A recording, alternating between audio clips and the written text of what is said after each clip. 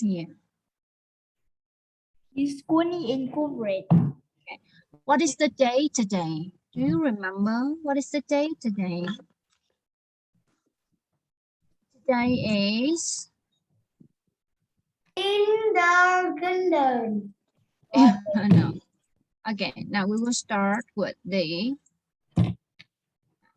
here. Today is Friday. Now let's get started. Today is Friday, so please write down the word Friday. This is June. This month is June. And today is the 10th day of June in 2022. 2022. Let me write down. Okay.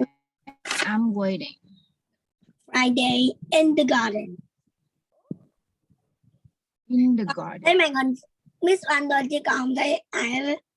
Con hết thấy.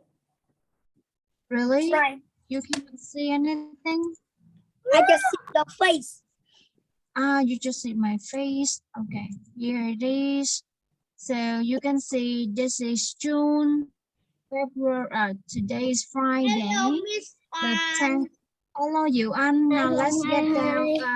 Take out your pen, your paper, and then you write down.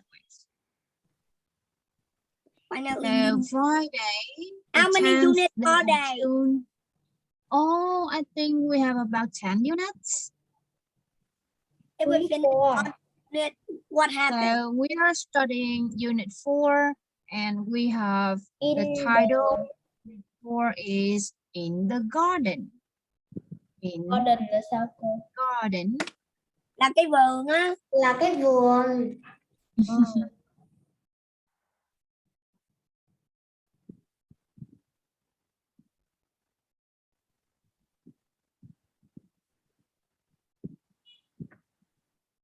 Xong.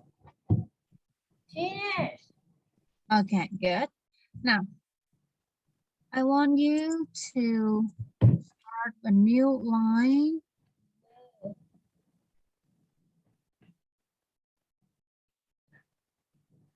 Gì vậy cô copy ra 2 cái luôn rồi. No. We have vocabulary. Vocabulary. Oh, what's wrong with me today? Vocabulary. Ơi. Unit 4 là mình cắt vô, mình ghi ở giữa xong xuống hàng ghi in rồi. Viết liền cũng được nha nhiều anh, không sao hết. Viết liền được. Okay, so vocabulary.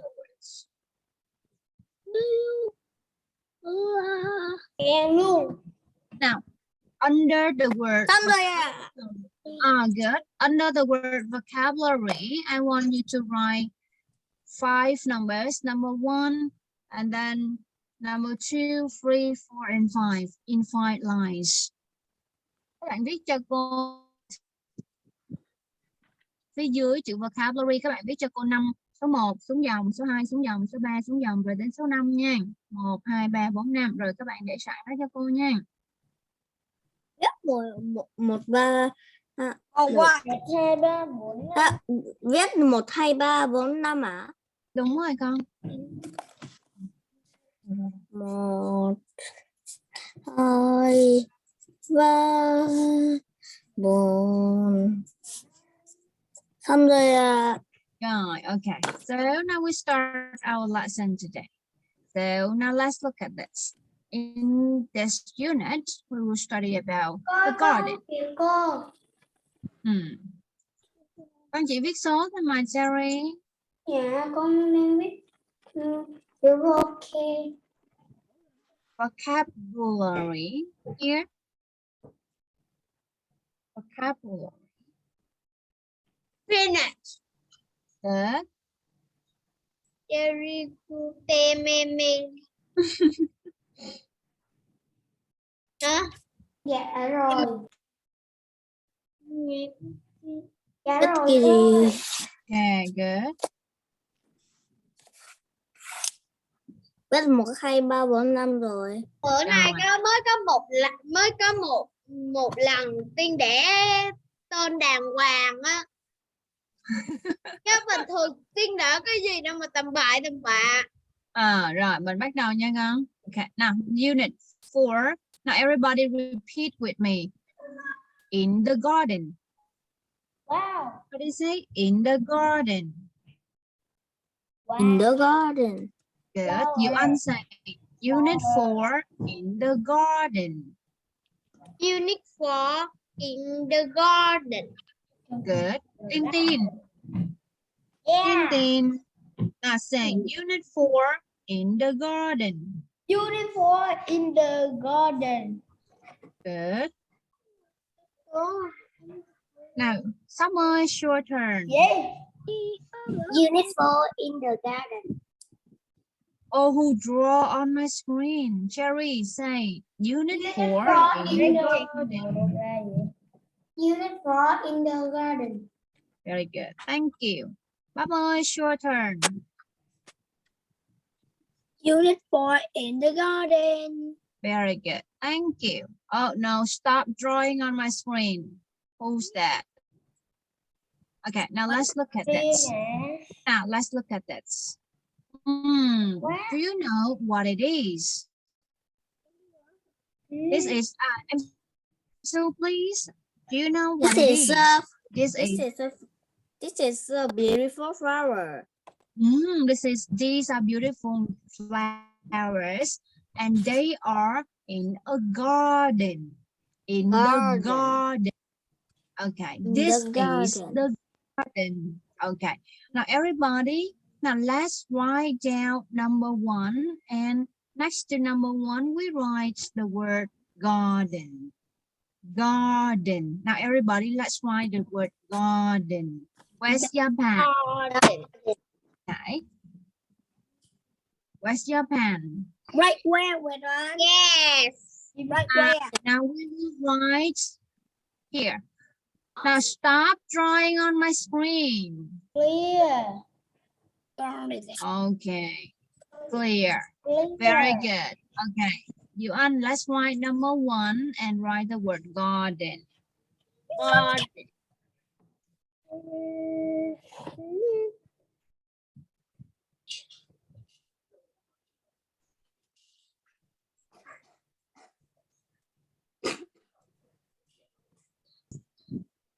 Finish. Very good. Now, what about this? Now, let's look at this. So, this is the garden. What about this? What are these? So, please. It's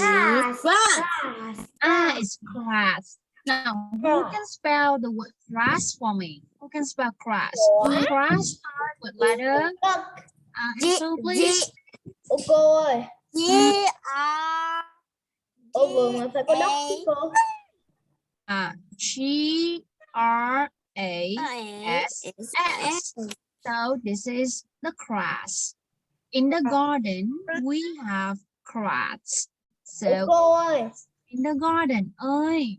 Cũng phải có đất chứ lại qua tờ nữa cô. Đúng rồi. Okay, so now let's write number 2 and write down the word grass. Can you see? Can you write it down?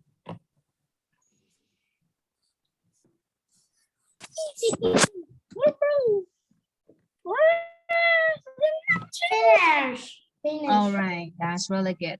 And Bob, have you finished? Finish. All right, that's good. Finish. Okay. Is it grass? Now let's write down the word grass next to number 2. With garden number 1 Đúng rồi, garden in number 1, grass in number 2.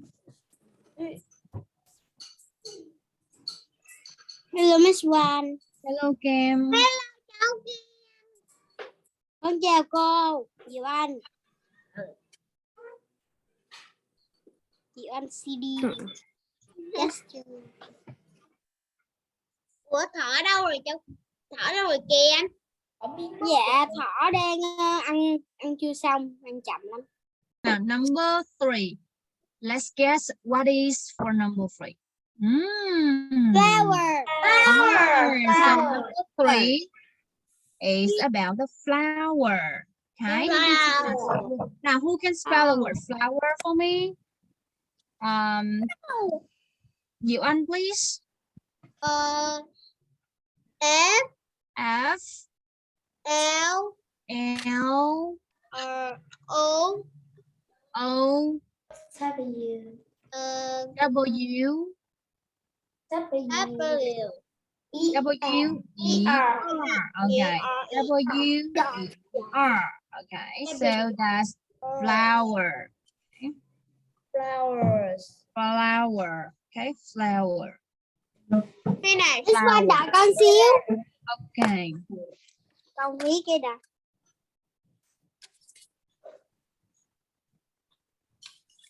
Finish. Finish. Right. Now, next, number 4. Let's see what we have for number 4. Ta-da! Ta-da!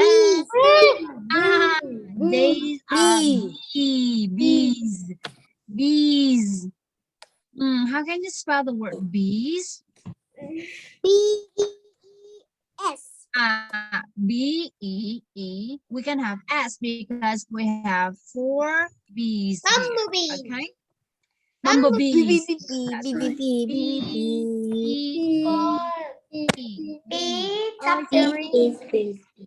Chắc là Y được không cô?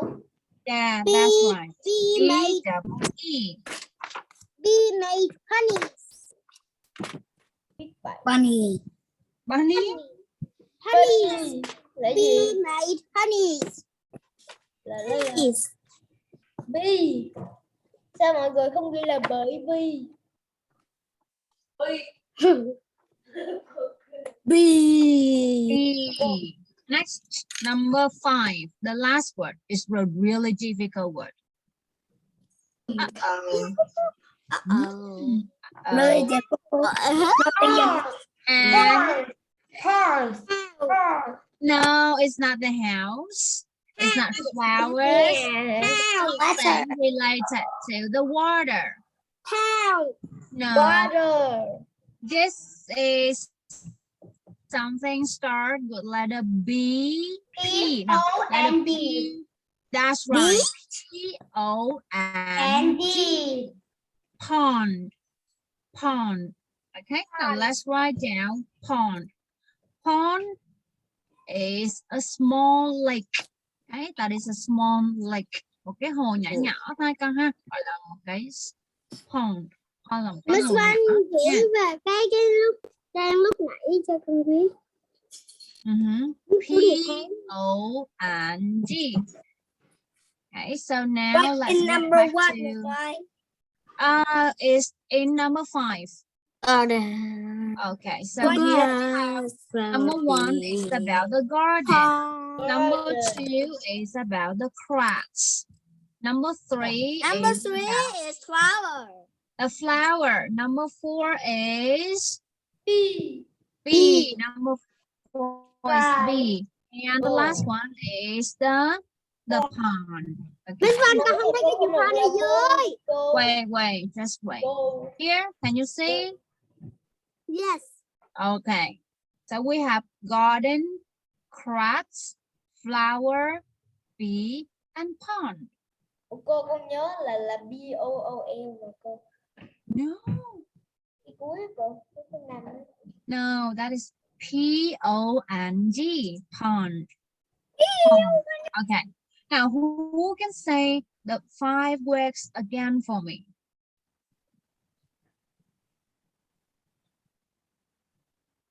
Cái gì? Who can say all of the 5 words again for me? Cô con biết. Garden, grass, flower, bee, pond. Okay, good. Now, Giờ đợi con xíu. Em Pháp ơi, read all of the words for me. Garden, grass, flower, bee, pond. Pond, pond. Okay, now one more time again. Garden, cracks, flower, bee, pond. Okay, now em stop again. Garden, grass, flower, bee, pearl, Pond. pond, Pond. Em ơi, your turn. garden, grass, flower, pond, pond. Okay. Cherry. Cherry. Okay. Hmm. Garden, grass, flower, bee, ponds. Now, em Cherry again. Cherry, listen and repeat. Garden. Garden, Garden. Grass. grass, Grass. Say again. Cherry, grass. grass, No, not class, but grass. grass, Grass. grass, Okay, good. Flower. flower, Very good. Bee.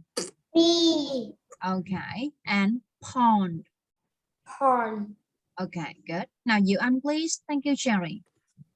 Garden. Grass. Grass. Flower. Okay. Bee. Bee Pond. and pond. Pond. Okay, good. Thank you. Tin, please, your turn. One garden, two grass, Grass. three flower, Flower. four bee, Bee. five Pond. four.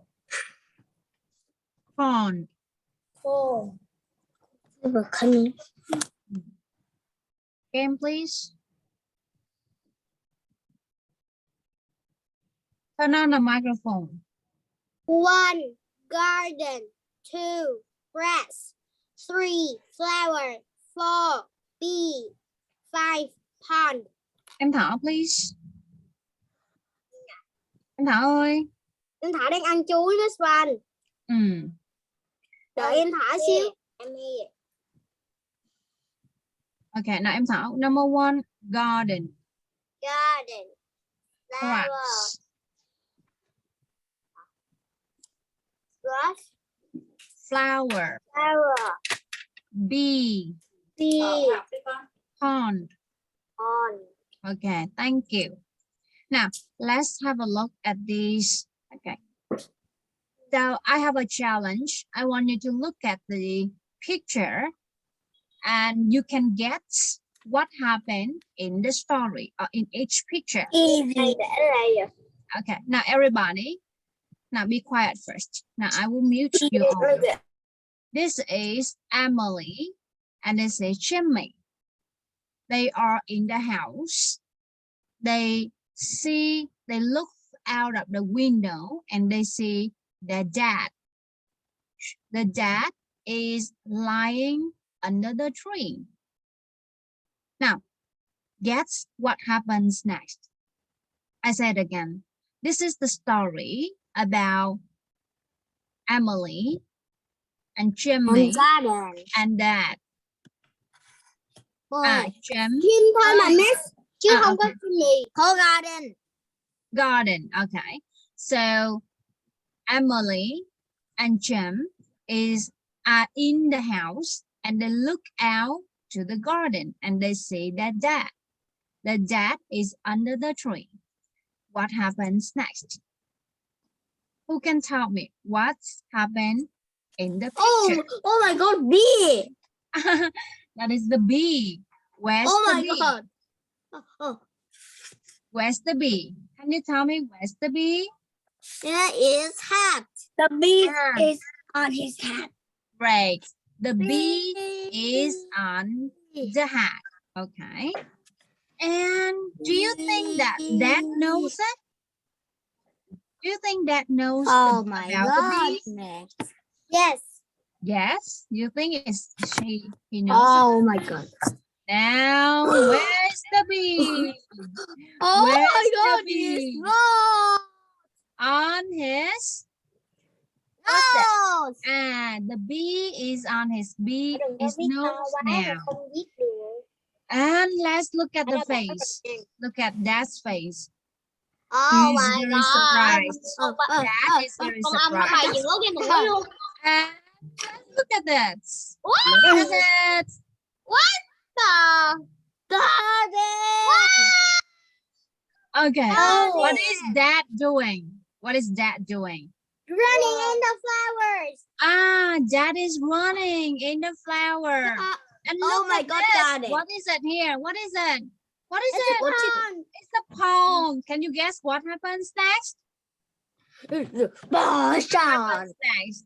And now Dad is And the in the pond. bee Dad is in the pond. hat. The bee is on the hat. All Oh, right. its flower is. The flowers is here. The flowers in the garden. Okay. Now, who can Miss tell the Van story ơi. again? Miss Van, Hmm? con thấy ở trong bài tập á, nó có ghi là frisbee là sao? Frisbee? Yeah. Oh, I don't remember about that. Okay, now I will tell you later. Now, who can tell the story again from number 1 to number 5? Okay, bạn nào có thể kể lại câu chuyện nào?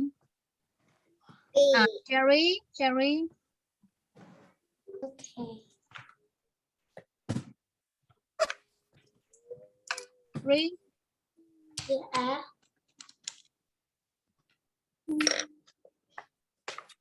Yes. Con vừa dựa vào bức tranh hay là con nhìn trong sách rồi cô? Nhìn vào tranh thôi. Yeah. That's in the That is in the garden. That is in the garden. He's under the trees. Oh no, look at the bee. It's on that hat. Okay. It's going. The bee is on that hat now. Nose. Okay, now the bee is on the nose. It's on his nose. That is under the trees now. He in the flower. The bee is on the hat. Where's that? He's in the pond. Oh my Okay. god. Can I read a story?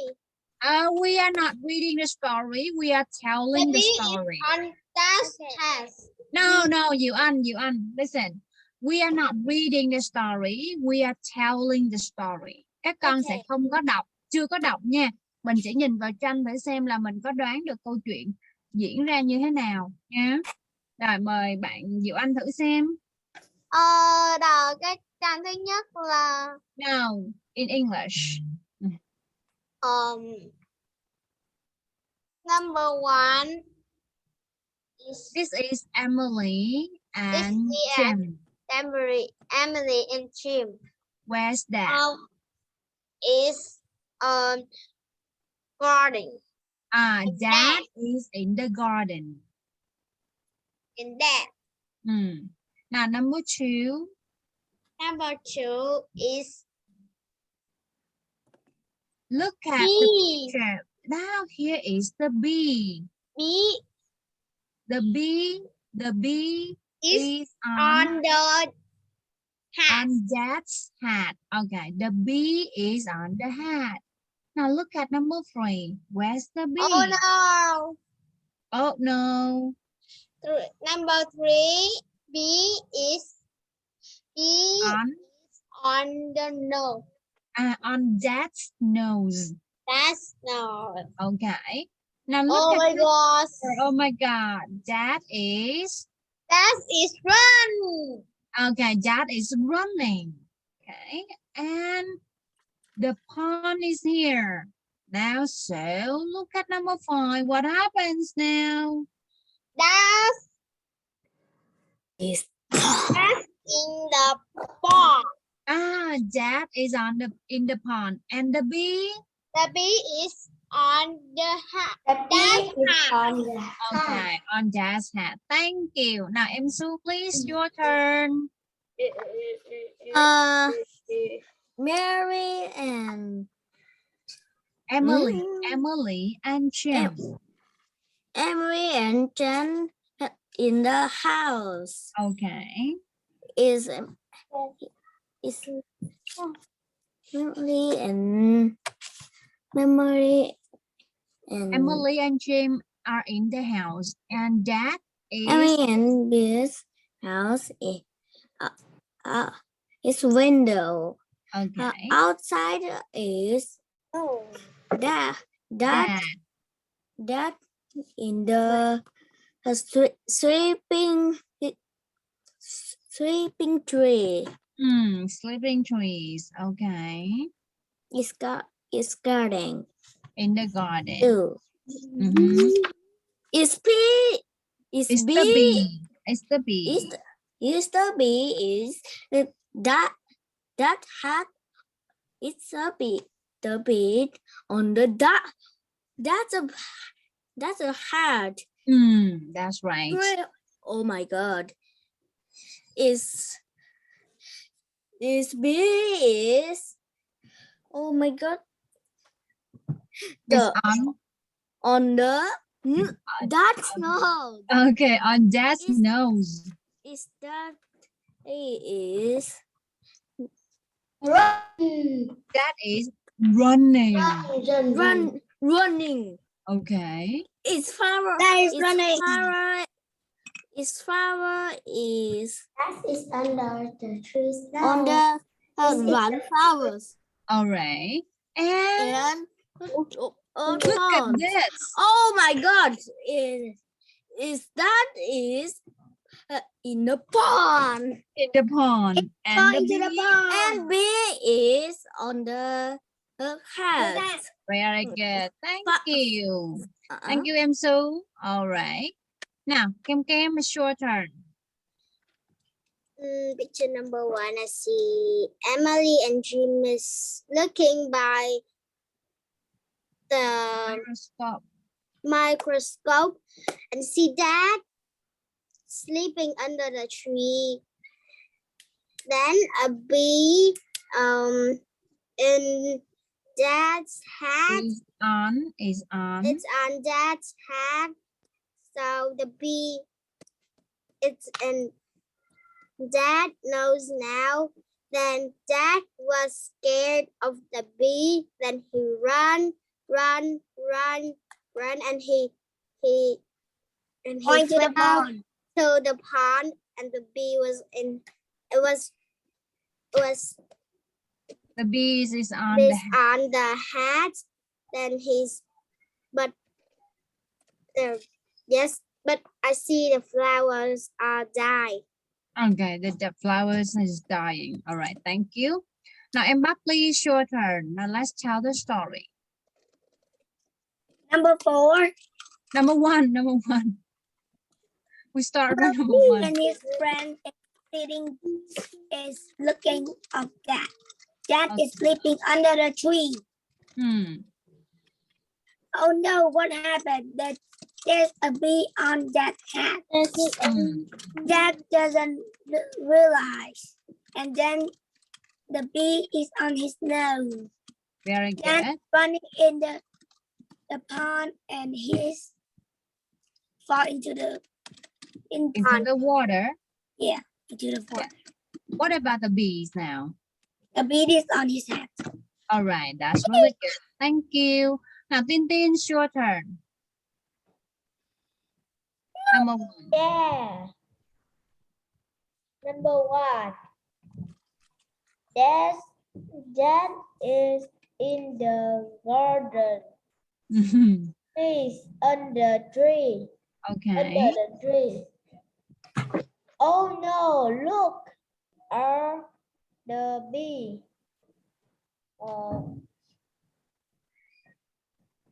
Where's the bee?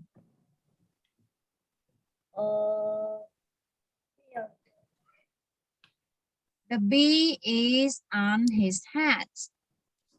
The bee is on the hat. Hat. Okay. Hat. Now look at picture number 3. Where's the bees now? The bee isn't on that. Okay. Now. Hat now. On this.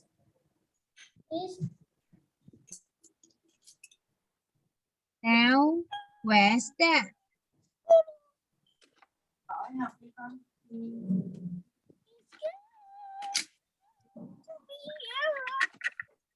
Hey, the story is in the book. Em Sóc, your turn. Thank you, em Tin. Read it in the book. He under the tree. Oh no, look at the bee. It's on that hat. The bee is on that hat now. It's on his nose. That is hidden under the tree now. It is on the flower. The bee is on that hat. Where's that? He in the park. All right, thank you. Now, that is your story. Now, here goes the story in the book. Who can read the story again for me? Now, there is the story in the book. Let's see, is it the same with your story? And I will start with so please, so first. Jim, that's in the garden. He's under the tree. And? Oh no, look at the bee. It's on that hat. Oh, wow. Okay, and? The bee isn't on that hat now. It's on his nose. Very good. That isn't under the tree. No, she's in the flowers. All right, and? The bee is on that hat. Where's that? He's in the pond. All right, thank you. Oh, so my now, one of you will be Jim and one of you will be Emily. So, and it will be that. Okay, and one will be Dad. So B. Kim will be Jim and Yuan will be Emily. I want to be the dad. Okay, you want to be the dad. So Yuan will be Emily and Bob will be Jim. Okay. Now, let's start. Kim ơi, Jim, em Bob ơi. Ủa con làm dad mà. Em No, Bob. I don't want. Oh no. Okay, so I will be Jim. Rồi, ok, Diệu Anh sẽ là Jim. That's in the garden. He's under the tree. Oh no! Look at the bee. It's on that house. The bee isn't on the desk hat. Now it's on his nose. Oh, that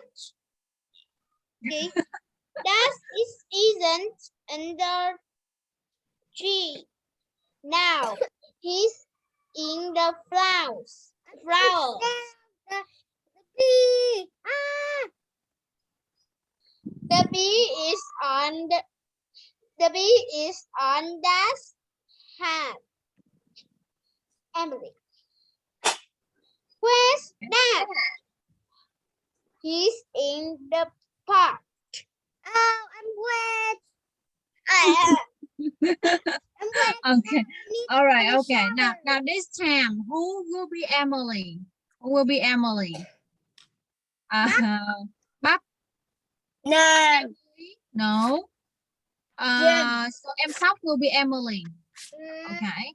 And em Thỏ, do you raise your hand? Emily. Yes, in our Em Thỏ sẽ là Emily đi ha. Sóc sẽ là Jim nha. Rồi Jim nào, let's start. Jim, let's start. Dad is in the garden. He's under a tree. Oh no, look at the bee. It's on Dad's hat. And Emily, em Thỏ. Rồi. Now, the bee isn't on Dad's hat now. The bee is on a bed's hat now. Okay, it's on his nose. Yes, it's blue. All right, Jim. Dad isn't under the tree. No, he is in the flowers.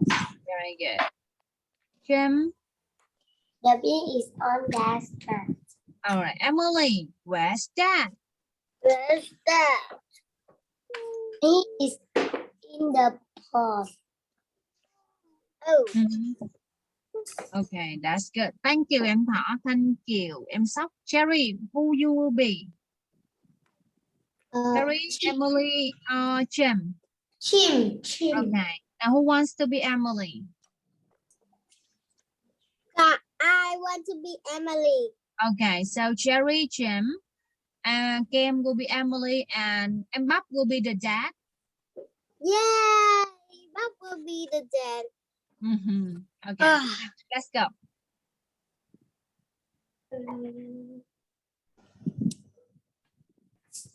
I'm so Jim, confused. Jim, Ủa con là Emily mà. Jim là Cherry nè, đúng không? Dạ không, con là Emily, còn Cherry là Chim mà. Thì đó, Cherry đó, gọi Cherry mà. Sao không thấy Cherry nói ta? Cherry ơi. Dạ, con quên bật mic cô. That's in the garden. He's under the trees. No, look at the bee. It's on the hat. Sao Dad không có phản ứng gì hết trơn vậy Dad? Là không cần phải nói gì luôn á cô. Emily, the bee isn't on Dad's hat now. It's on his nose. Ủa thì Dad phải phản ứng giống mình lúc nãy đó ba. Nhưng mình chẳng cần làm gì cả. That is under the trees now. He's in the flower. The bee is on Dad's hand. Emily. Where's Dad? And Dad, he's in the pond. All right, thank you. Now, Sop will be Jim, Tin will be Emily, and Susie will be Dad. What the? Okay, now let's start again from number 1. Okay, number 1. Dad is in the garden. He's under the tree. Oh no, look at the bee. It's on Dad's hat. All right. That is really dumb. The bee.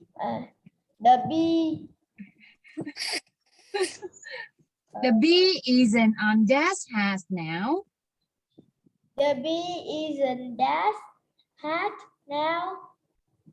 Now he's on his nose. Is on his nose. is on has no.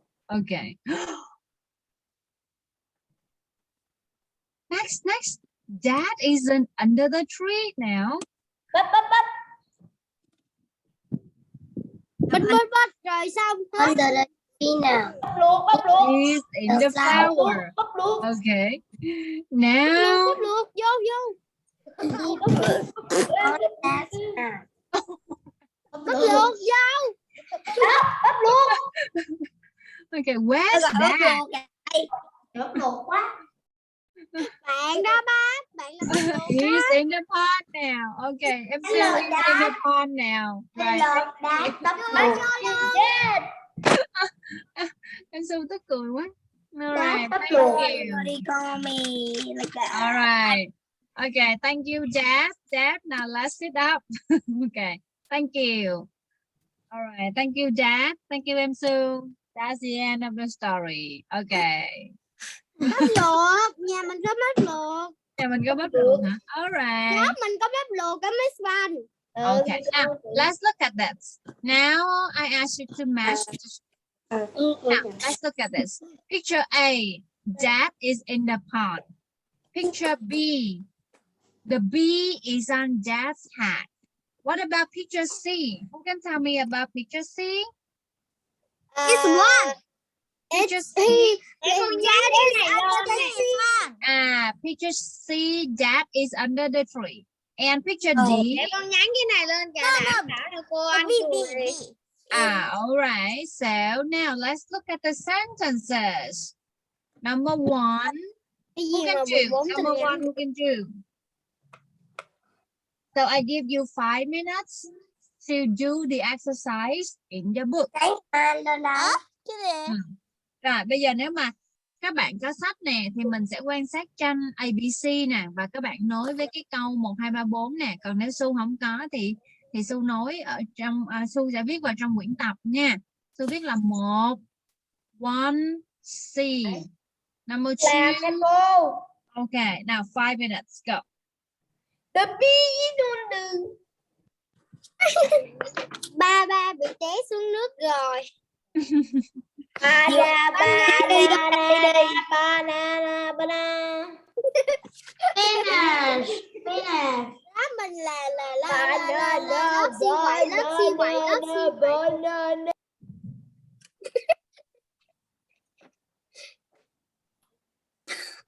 Banana. Xong rồi à. Very good. Chưa xong Okay. rồi à. Hurry up. Dạ xong rồi à. Ba bị té xuống rồi à. Thì Quên. ba với con nói rơi xuống nước rồi ai đuổi được nữa. Okay, now number one. Right tên này cô ơi. Oh, really? Number one.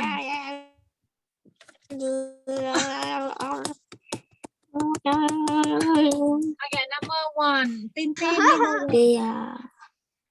What is that? Yeah. Tin, number one. Go to under tree.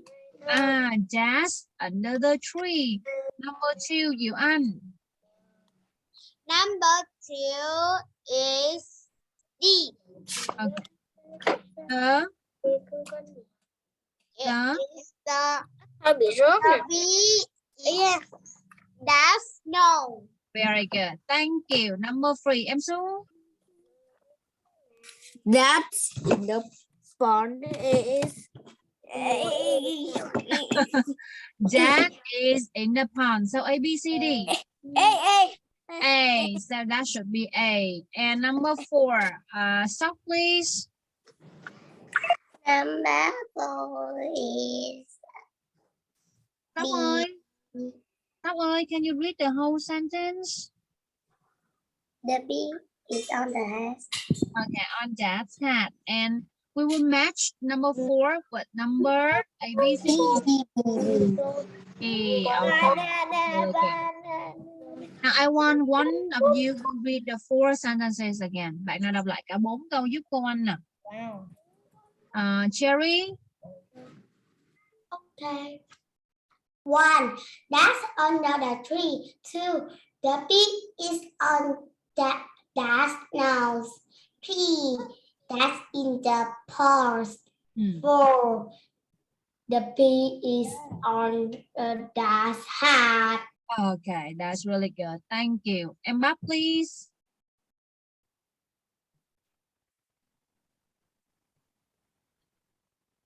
Bye-bye. That is under the tree. It's such The bee. that the bee is on that nose. That is in the pond. The bee is on that hat. Thank you.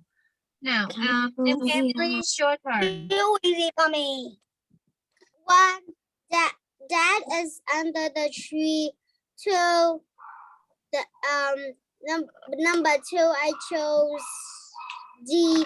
Number 3 I chose A. Number 4 I chose B. Read the sentences. Did Okay. you pay attention? Yes. 1. Dad is under the tree.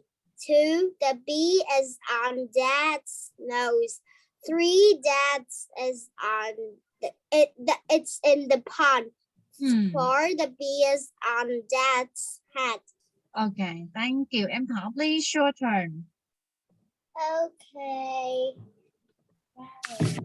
Now, number 1. Dad is under the tree.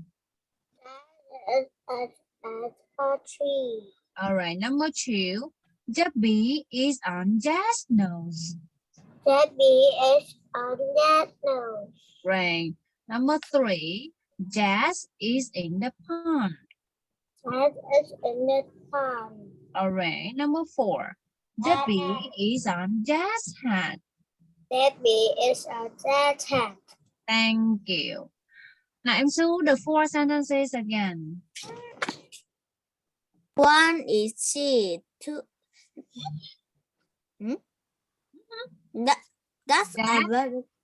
That's under the tree. The All bee right. is on that nose. That's in the pond. The bee is on that hat. Okay. And No. stop again the 4 sentences. 1 is she. 1 that's under the tree. 2 the bee is on that nose. 3 that's in the pond. 4 the bee is on that hat. Okay, right. Thank you. You and please. 1.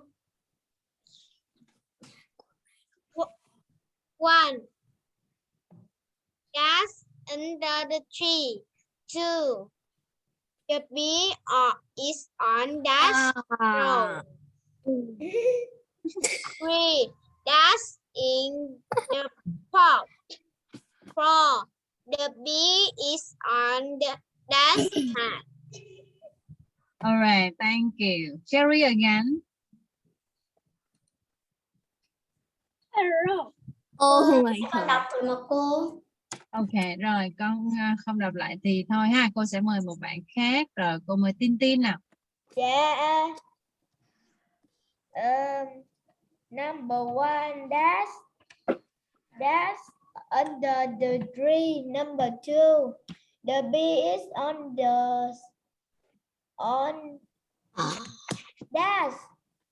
that's nose. That's nose.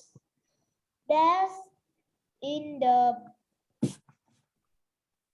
That's in the pond. That is not that's the pond. in the bowl. Mm-hmm. The bee is on the hat. No, the bee is on Dad's nose. The bee is on that hat. That's nice. All right. Thank you. Now, one more exercise. Okay, let's look at this. What happens first? So we have 4 sentences. You will have to decide which happened first. So Dad is another tree happened first. So we write down number 1. And then what's next? Then it's flowers is 5 85. Oh no, we do not have 5 here. We only have 4 sentences. So that is in the flower. Under the tree. Four. That is in the flower. Number 1, 2, 3, 4. 4. 3.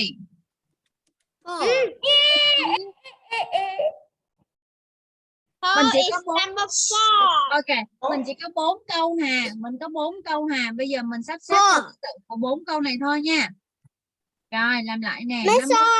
Ơi. Con biết rồi.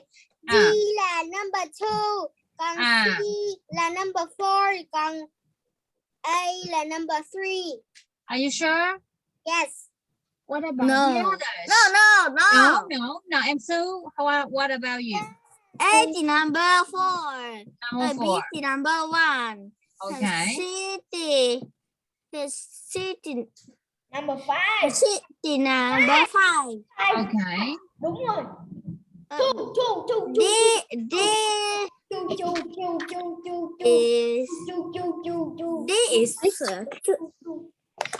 is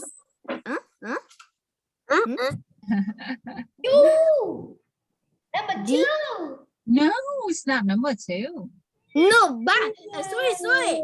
Number 3. Yeah, it's number 3. Number 3.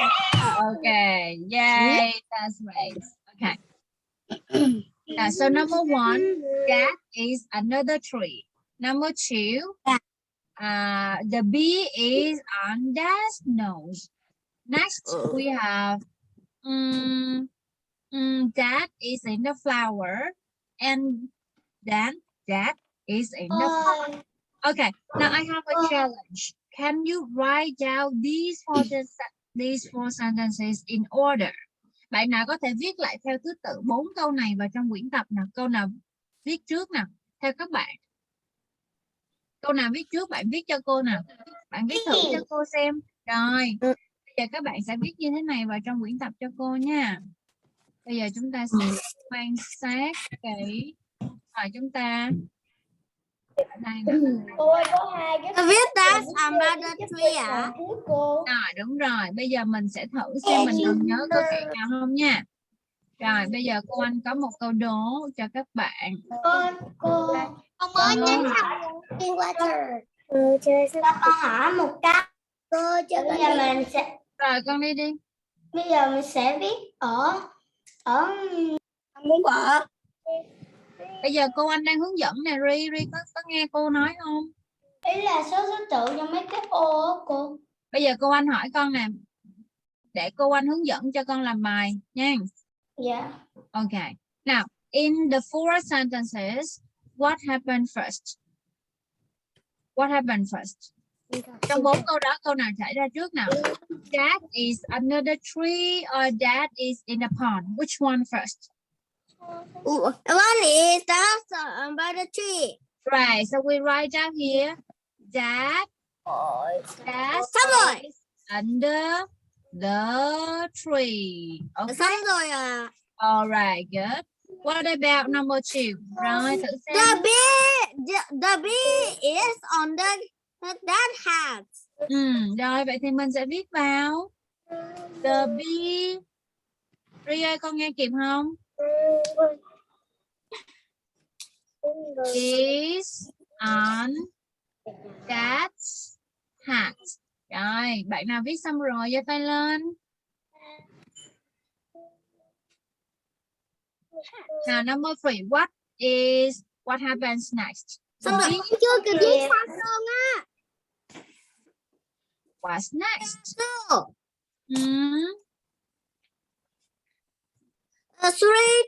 The bee is on that nose. All right, the bee is on that nose. And what's next? I think like. Oh my God. BB. The bee.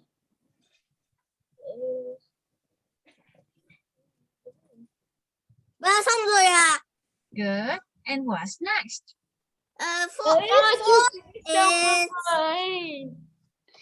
does. Does. Is. What about that and the flower? Where is that?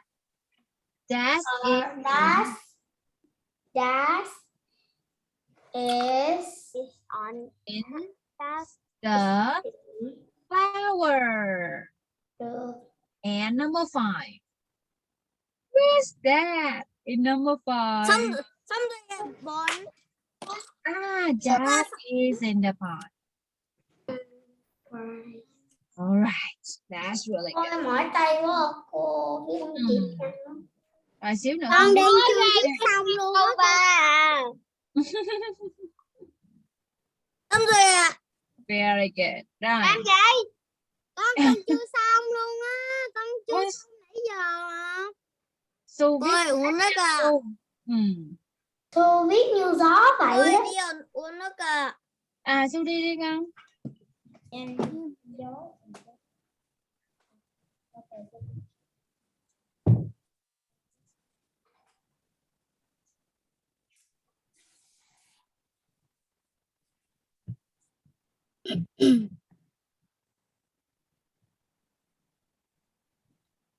Mọi người thấy cái tin của con mới đăng lên hay mọi người? Trời ơi, không viết bài mà đăng cái gì vậy? Đăng hồi nãy rồi hả cô? No, không được viết như vậy.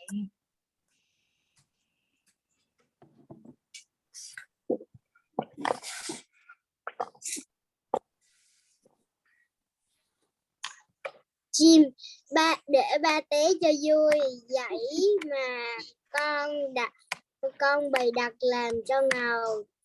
Emily ha ha.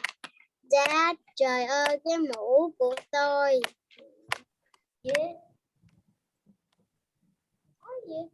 Ok. Rồi, bạn nào xếp bài nè. Mình có nhà trong vở mình viết. Cô mình có nhà trong vở. Cô mình có nhà trong vở mình viết ra cái vở chiều cô. Đấy, mình đang viết đây nè. Mình nhìn của cô nè, cô viết ra các bạn rồi nè. Tại vì đây là bài tập mà, đây là bài tập hỏi xem là trong các sự việc này thì sự việc nào xảy ra trước và mình đã làm rồi. Nhưng mà mình có dựa vào mấy cái này thì viết vào vở bút chì không? Có không? Trong vở bút chì không có bài tập này nha.